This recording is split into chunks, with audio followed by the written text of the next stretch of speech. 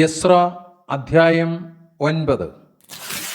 അതിൻ്റെ ശേഷം പ്രഭുക്കന്മാർ എൻ്റെ അടുക്കൽ വന്നു. ഇസ്രായേൽ ജനവും പുരോഹിതന്മാരും ലേവ്യരും ദേശനിവാസികളോട് വേർപെടാതെ കനാന്യർ, ഹിത്യർ, പെരിസ്യർ, യെബൂസ്യർ, അമ്മോന്യർ, മോവാബ്യർ, മിസ്രൈമ്യർ, അമ്മോര്യർ എന്നിവരുടെ മ്ലേച്ഛതകളെ ചെയ്തു വരുന്നു.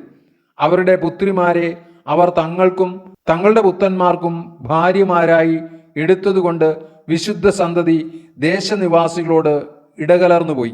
പ്രഭുക്കന്മാരുടെയും പ്രമാണികളുടെയും കൈ തന്നെ ഈ അകൃത്യത്തിൽ ഒന്നാമതായിരിക്കുന്നു എന്നും പറഞ്ഞു. ഈ വർത്തമാനം കേട്ടപ്പോൾ ഞാൻ എൻ്റെ വസ്ത്രവും മേലങ്കിയും കീറി എൻ്റെ തലയിലും താടിയിലുമുള്ള രോമം വലിച്ചു പറിച്ച് സ്തംഭിച്ചു കുത്തിയിരുന്നു.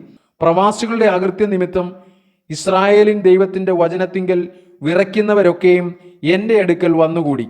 എന്നാൽ ഞാൻ സന്ധ്യായാഗം വരെ സ്തംഭിച്ച് കുത്തിയിരുന്നു.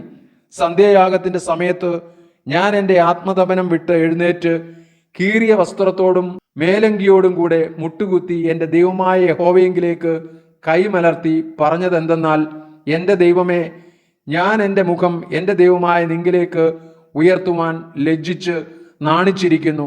ഞങ്ങളുടെ അകൃത്യങ്ങൾ ഞങ്ങളുടെ തലയ്ക്കുമീതെ പെരുകി കവിഞ്ഞിരിക്കുന്നു. ഞങ്ങളുടെ കുറ്റം ആകാശത്തോളം വളർന്നിരിക്കുന്നു. ഞങ്ങളുടെ പിതാക്കന്മാരുടെ കാലം മുതൽ ഇന്നുവരെയും ഞങ്ങൾ വലിയ കുറ്റക്കാരായിരിക്കുന്നു.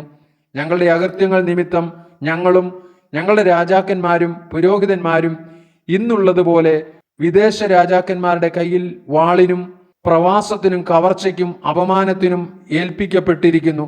ഇപ്പോഴോ ഞങ്ങളുടെ ദൈവം ഞങ്ങളുടെ കണ്ണുകളെ പ്രകാശിപ്പിക്കേണ്ടതിനും ഞങ്ങളുടെ ദാസ്യസ്ഥിതിയിൽ ഞങ്ങൾക്ക് കുറഞ്ഞൊരു ജീവശക്തി നൽകേണ്ടതിനും ഞങ്ങളിൽ ഒരു ശേഷിപ്പിനെ രക്ഷിച്ച് തൻ്റെ വിശുദ്ധ സ്ഥലത്ത് ഞങ്ങൾക്ക് ഒരു പാർപ്പിടം തരുവാൻ തക്കവണ്ണം ഞങ്ങൾക്ക് ഒരു ക്ഷണനേരത്തേക്ക് ഞങ്ങളുടെ ദൈവമായ യഹോവ കൃപ കാണിച്ചിരിക്കുന്നു. ഞങ്ങൾ ദാസന്മാരാകുന്നു സത്യം.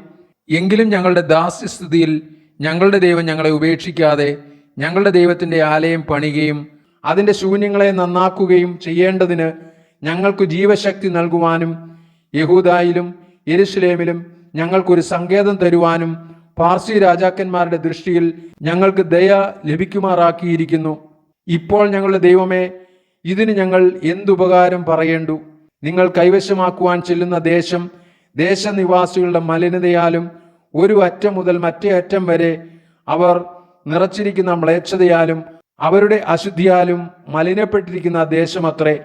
ആകയാൽ നിങ്ങൾ ശക്തിപ്പെട്ട് ദേശത്തിന്റെ നന്മ അനുഭവിച്ച് അത് എന്നേക്കും നിങ്ങളുടെ മക്കൾക്ക് അവകാശമായി വെച്ചേക്കേണ്ടതിന് നിങ്ങളുടെ പുത്രിമാരെ അവരുടെ പുത്രന്മാർക്ക് കൊടുക്കാതെയും അവരുടെ പുത്രിമാരെ നിങ്ങളുടെ പുത്രന്മാർക്ക് എടുക്കാതെയും അവരുടെ സമാധാനവും നന്മയും ഒരിക്കലും കരുതാതെയും ഇരിക്കണം എന്നിങ്ങനെ നിന്റെ ദാസന്മാരായ പ്രവാചകന്മാർ മുഖാന്തരം നീ അരുളി ചെയ്ത കൽപ്പനകളെ ഞങ്ങൾ ഉപേക്ഷിച്ചു കളഞ്ഞുവല്ലോ.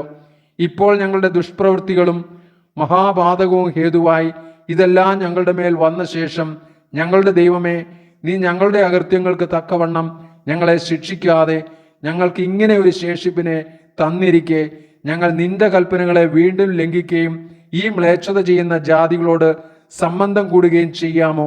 ചെയ്താൽ ഒരു ശേഷിപ്പോ തെറ്റിയൊഴിഞ്ഞവര് ഉണ്ടാകാതെ വണ്ണം നീ ഞങ്ങളെ മുടിച്ചു കളയുവോളം ഞങ്ങളോട് കോപിക്കയില്ലയോ? ഇസ്രായേലിന്റെ ദൈവമായ യഹോവേ, നീ നീതിമാൻ. ഞങ്ങളോ ഇന്നുള്ളതുപോലെ തെറ്റിയൊഴിഞ്ഞ ഒരു ശേഷിപ്പത്രേ.